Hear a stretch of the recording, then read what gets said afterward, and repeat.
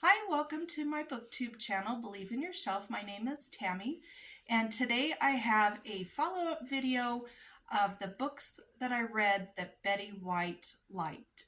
Now, I did a video a few weeks ago where I told about the list of books that I found that Betty White liked, and I picked some off of that list, and then I read a quote that she said about each of those books, and you can go back and watch that video if you want to hear what she said about those books. But I went ahead and read them, and now I'm going to report back to you what I thought of them. Now, just a little spoiler, I loved 4 of them, and I didn't care for 1. So let's go ahead and get started. The first book was Portrait of Jennie. Let me just show you that for a second. And it's by Robert Nathan. Now, this book I absolutely loved. It follows a gentleman named Eben Adam. I think it was Eben Adam or Eben Adams. And he is a painter in New York City back in about the 1930s, maybe mid 1930s to the late 1930s.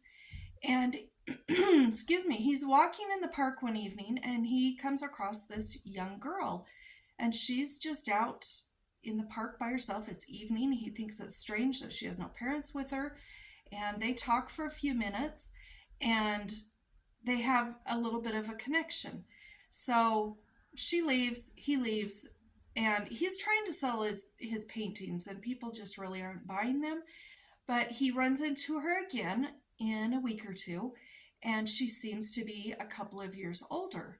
And so they have a discussion and they talk, and she mentions some things that happened a couple of years ago that the previous time he met her were currently happening with her. So he's wondering, why does she seem to have aged a couple of years with her memories and also just the way she looks?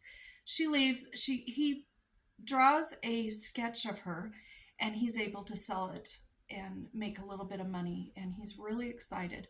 Well, he runs into her again in a couple of weeks, and she's now, a teenager, kind of teenager age, and they talk, and he decides he's going to do a portrait of her.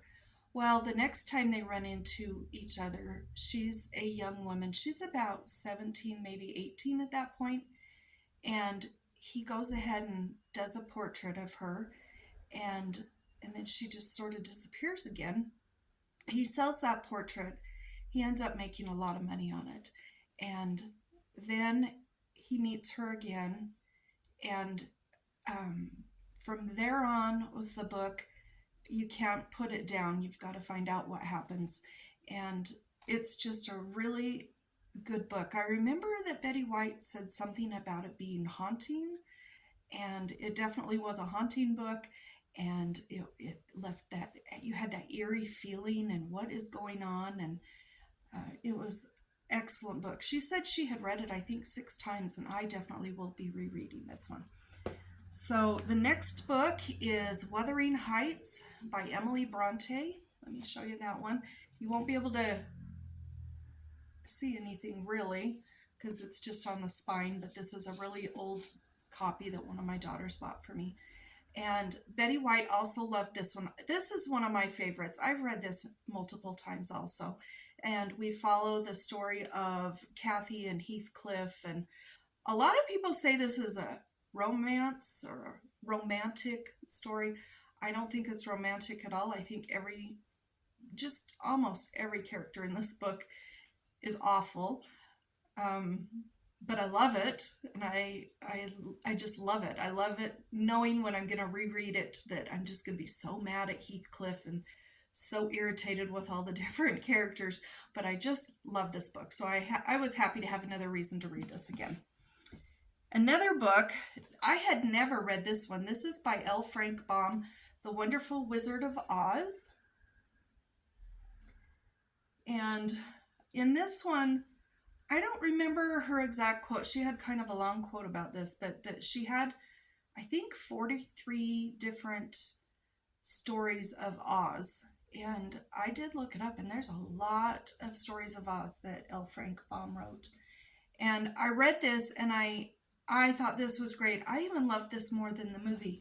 It's quite different than the movie, but there's really cute illustrations, and these were the original illustrations. Look how cute these are. And there's an illustration on almost every single page. And I just love this. This, to me, I love the movie, but I think I love the book better. So then we're going to Lost Horizon. This is where Betty White did me wrong. Let me hold that up close so you can see that. This is by James Hilton. And we follow there's a guy sitting at a bar near one of the military stations. And he's talking with a few people, and they're talking about how years ago, someone just came in and stole this plane, and it had 4 people on the plane and took off, and they've never been able to find the plane or who took the plane or anything. But they do know that this gentleman named Conway was on it. Well, the group breaks up. Most of them leave, and there's 2 guys. And the one guy says, "Are you interested in this story?" And he says, "Yeah." And he said, "I actually know Conway, and I've got his story if you're interested." So they go back to his hotel room, and he tells them the whole story. And so what this book is about, this guy that hijacked the plane took these 4 people and crashed up in the mountains, and it was near a place called Shangri-La.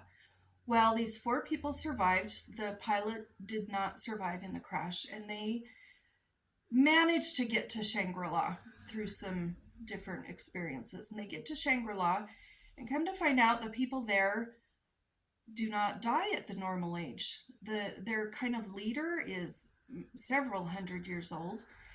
Most of the people there are at least 100, if not more, and they're very healthy and living their lives. And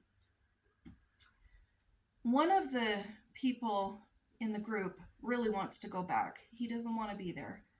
And the other 2, one is a woman missionary, and one is a guy that embezzled a whole bunch of money and took a bunch of money from different people.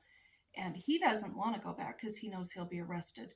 So those 2 want to stay. Well, Conway also wants to stay. He gets to know the leader very well, and he wants to stay too. And so we only have one person that really does want to leave. And I don't want to say anything else about the book in case you want to read it, but I was so mad at this ending. I hear people saying, "I want to throw this book against the wall or across the room."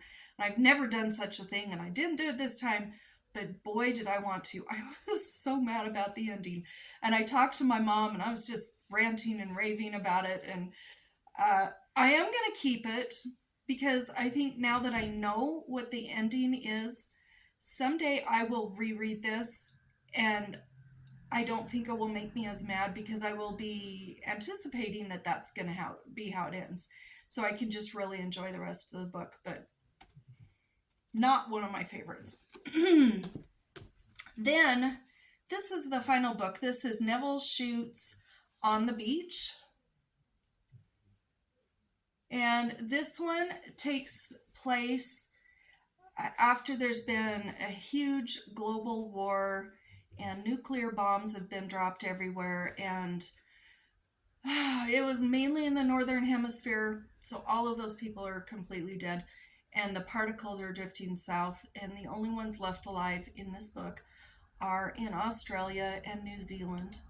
And we follow a guy named, I think his name's Peter, and his wife Mary, and they have a little baby girl named Jennifer, and they love each other so much, and she's struggling with accepting the fact that they're all going to die. We also follow Dwight, let me also say, Peter is in the Australian Navy. Then we also follow Dwight, who's an American Navy person, and he happened to be down there in Australia at the time, and so he's not dead, and he's pretty much in charge of the U.S. Navy because there isn't anybody else in the U.S. even alive. He's the last one really even alive, that's from the US in the Navy. And we follow, he's also married and has 2 children. And he talks through this whole book like they're still alive because he just can't bear to think of them gone. And he goes to a party at Peter and Mary, I think her name is Peter and Mary's house. And he meets Moira, who is a friend of theirs, and they become very, very good friends. And she's very supportive. She knows he's in love with his wife and they will never have anything romantic. But she wants to make him happy and not have him dwell on the sadness. And they all know they're going to die. And this follows all of them. And it's one of my all-time favorite books. I have read this book probably 5 or 6 times, and I cry so hard at the end. Every time. You would think I would stop crying at the end of this book after I've read this so many times, but it's such a touching book and you get to know the characters so well. And I really enjoy it, and I'm glad Betty White really liked that. So that's the 5 books that I read. That's my wrap on up on those, and I hope you enjoyed my video. Bye bye.